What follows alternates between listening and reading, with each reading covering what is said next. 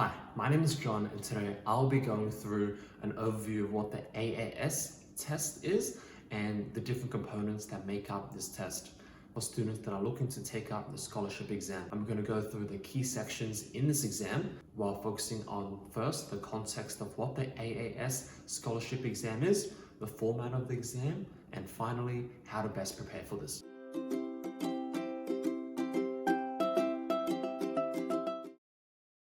Let's start off with context. To start off, the Academic Assessment Services is a company that works with over 200 independent and private schools here in Australia. This includes, most popularly, Knox Grammar, Kambala, and Abbotsleigh in terms of this year. Their role is to create a custom test for these schools so that the school officials and teachers are able to determine the academic performance of the students at a point in time who do this exam. It allows them to differentiate between which students are more gifted compared to others in terms of their academic ability. Schools do not create their own exams just because it takes too much time to create it, and in terms of effort, it's not really worth their time. So companies like Academic Assessment Services steps in to create this exam. They've created the AAS test, where private schools will utilize this exam and schools will utilize this test scores to determine who will be eligible for a scholarship every year. The higher the performance, typically the better the scholarship you may be eligible to. Depending on your score, you may be eligible for a 20% scholarship, a 50% scholarship, and for the students that do really well at this exam, they could even get a 100% scholarship. Students who are looking to do the scholarship exam are trying to get a portion of their admission fee off, whether it be 20, 50, or 100% off. This is a great opportunity for high-performing students to get into a private school and save tens of thousands of dollars or even hundreds of thousands of dollars throughout the duration of high school and have a more premium school experience without paying that premium rate. It'll be a lot more affordable. That means that students can benefit from the advantages of having smaller class sizes and more additional extracurricular opportunities compared to if a student did not attend a private school, for instance. Depending on a number of factors, but some parents even prefer their child to get into certain private schools over even the top selective schools. And this is really demonstrated when students and parents, if they are eligible for both James Roos, which is the #1 selective school here in New South Wales, and also if they had a 100% scholarship of a really great private school, there are many students and parents that will still opt for the private school, just because they personally know that in terms of academics, that they are able to contend with those students who also attend James Roos, but they also get the additional perks on the side. This is also one of the primary reasons why the James Roos Agricultural High School's reserve list is a lot more higher than you may expect, or even compared to other selective schools.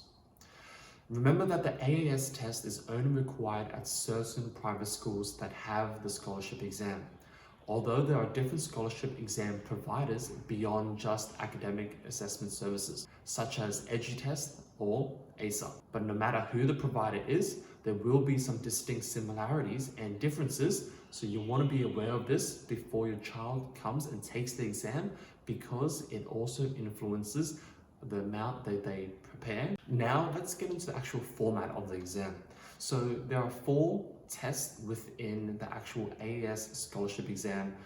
This includes reading comprehension, abstract reasoning, problem solving, mathematics achievement and reasoning, and a writing test. In terms of the length, all the tests together are about 160 minutes in terms of duration and just under 3 hours. In terms of the actual location, it is typically done in person, on paper, at the school that you're going for. What makes the AAS test even more difficult is that they can amend the test format depending on the respective school without prior notice. As you can imagine, this can be quite challenging for those students who are preparing for this exam for certain schools as well. So just to keep in mind that there can be some radical changes. I know in the past that certain schools, instead of just asking for 1 writing task, they may ask for an additional writing task. So you will have to complete 2 writing tasks because that certain school wanted more writing tasks to be assessed compared to other schools. So keep that in mind in terms of the preparation and the format that I'm going to talk about, because they are subject to change. Number 1, reading comprehension. This test assesses a few different reading skills for students, specifically their ability to remember, locate, and combine meaning from both fiction and non-fiction texts of increasing difficulty. The test is 45 minutes in duration with about 45 multiple choices relating to it. That means you have about a minute per question, but this also factors in the time that you have to spend reading passages and the text that are provided. The multiple choice questions in the reading and abstract reasoning and maths also have 5 choices. What I mean by this is, instead of just going A, B, C, D, it also includes E, making it more difficult in terms of a probability point of view. This reduces the likelihood of getting it correct if you only guess it, as it has a 20% chance of being correct, as opposed to NAPLAN, for instance, which is a 25% chance of getting it correct if you just guessed, as it has one fewer option. The difference between the AAS reading comprehension exam component compared to the New South Wales selective exam in terms of the reading is that the questions are different. There isn't a closed passage or an abstract section compared to the selective exam.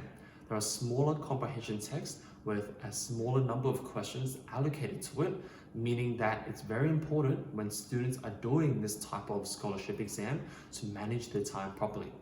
In terms of preparation, you can read a variety of different texts and answer it accordingly. You can also improve your vocabulary, as there will be some tough words that you might have to interpret and answer accordingly in the text as well. As there are more passages compared to the selective exam, what you might have to do is you might have to use your skimming and scanning skills as opposed to reading and making sure you truly understand it compared to the selective test.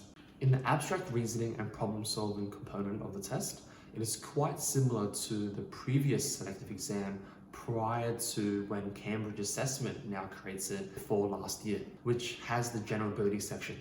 According to the AAS site, this assessment measures the ability to analyze information using verbal, mathematical, figural, and spatial concepts.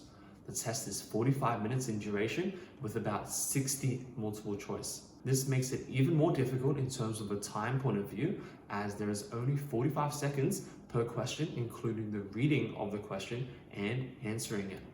There are smaller topics within this text where questions are largely based around verbal reasoning, quantitative reasoning, and abstract reasoning. In terms of verbal reasoning, it is about pattern detection, using different language words and different modes of communication.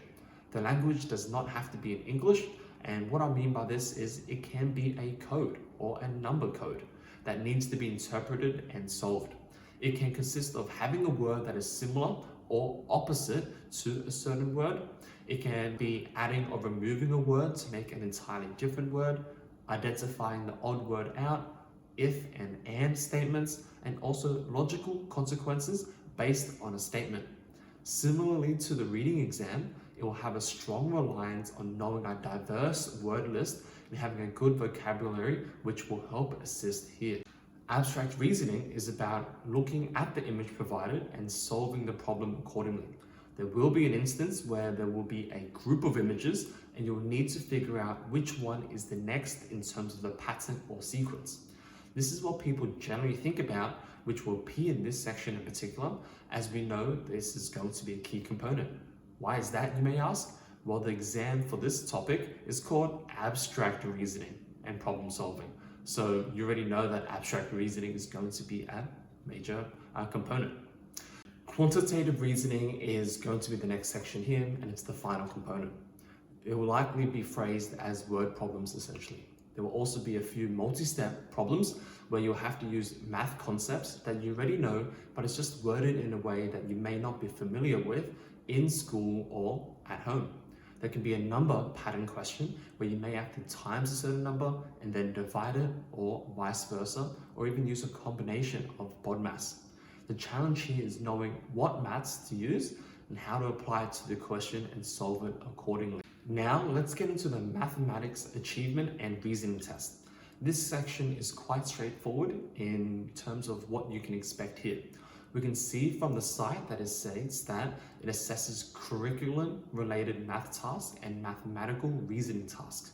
This is quite similar to the selective exam, although it is going to be a bit more straightforward compared to the selective test. There's going to be fewer multiple step questions, as it is going to be more aligned with what you should understand by the end of year 6. This is critical to know and identify, as opposed to the other test sections, which can be known to be pulling from topics that are well beyond what this year level is or what they may be familiar with at school. In terms of this, since it says that it pulls questions from the syllabus, we know that it's going to be somewhat aligned to what they already learned at school.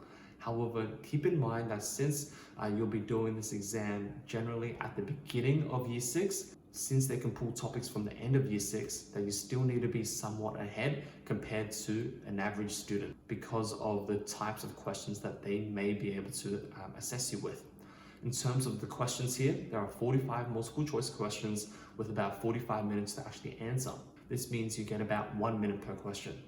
It is also noted that certain questions that are also harder and more similar to the reasoning questions will be rewarded more marks in terms of the weighting. I can only find this insight from other tutoring sites and exams and not from the actual AAS site to verify this. So please just take this into consideration and not treat it as fact. If it does happen, great. Make sure you get the harder questions right.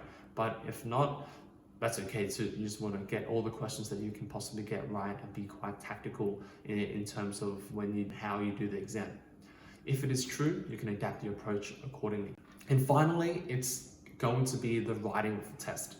Students in this section need to write accordingly to the text type that's being asked.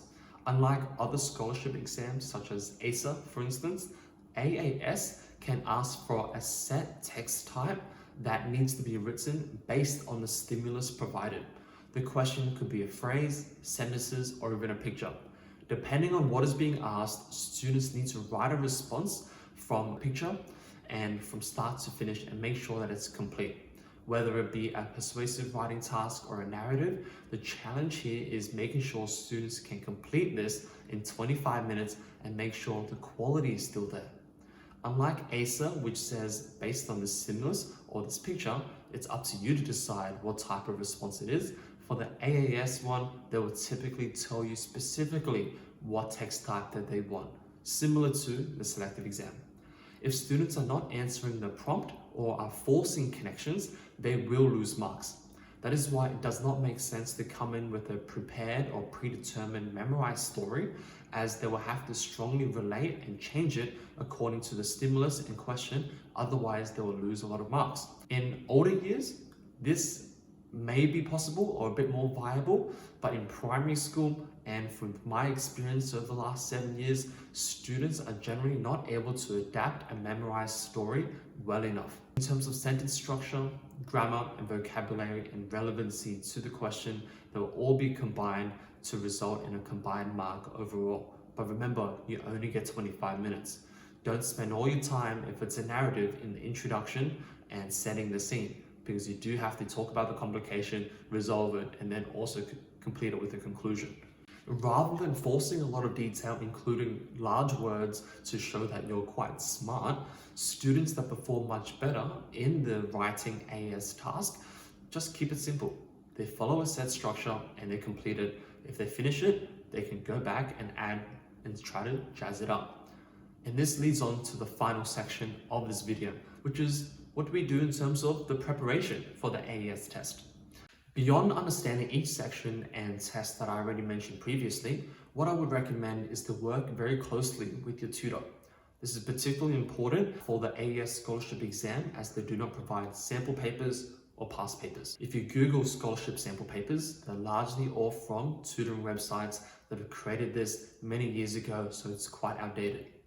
If they say it's the 2022 scholarship exam preparation or sample test, chances are they're just using an old test and just changing the year around, because I purchased a couple online and it just was not similar to what the students have done last year or the year before. So I think they're really outdated.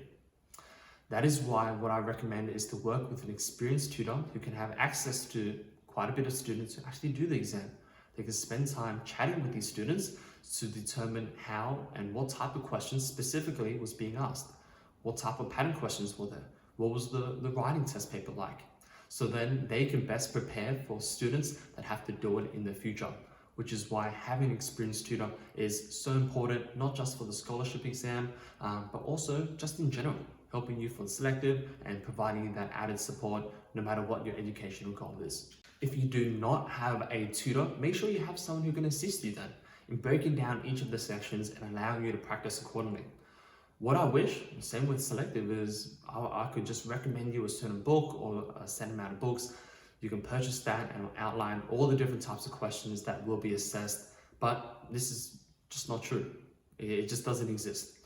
Group tutoring is generally not a viable method either, because there might be some crossover in terms of the questions they go through, but is it specific to the scholarship exam and what type of scholarship exam? Is it ASA?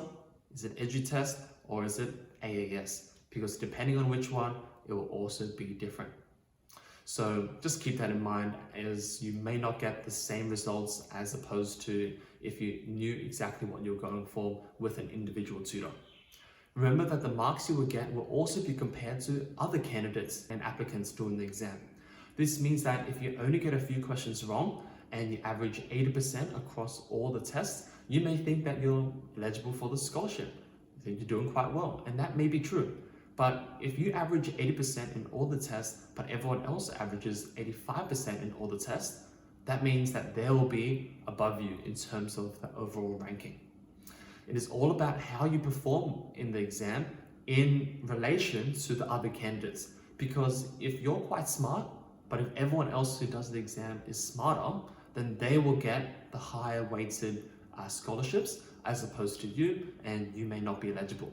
So if you're not eligible for a scholarship, please don't think that you're not very smart at all or anything like that, or your practice that you put in just didn't amount to anything. It could also mean that the other applicants that year were just better than you in that exam at that point in time.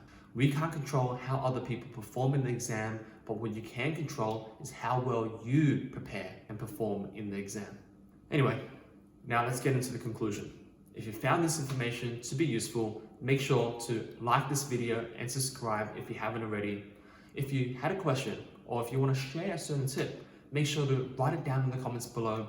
I see the same names in the previous videos that I'm commenting, and it just gives me a boost of motivation, especially for the new year, that I should continue with making these videos as you guys are getting so much value from it. If you aren't really doing the scholarship exam, but you watch this video to the end anyway, hey, kudos to you. But why not do it? It doesn't really hurt. If you don't make it in, all right, that's fine. But same as selective. Generally, if you just try out, it doesn't really hurt. I think you'll get a lot more information giving it a go and seeing where you stack up compared to the other gifted and talented students all across New South Wales. And I'll see you guys next time. Bye.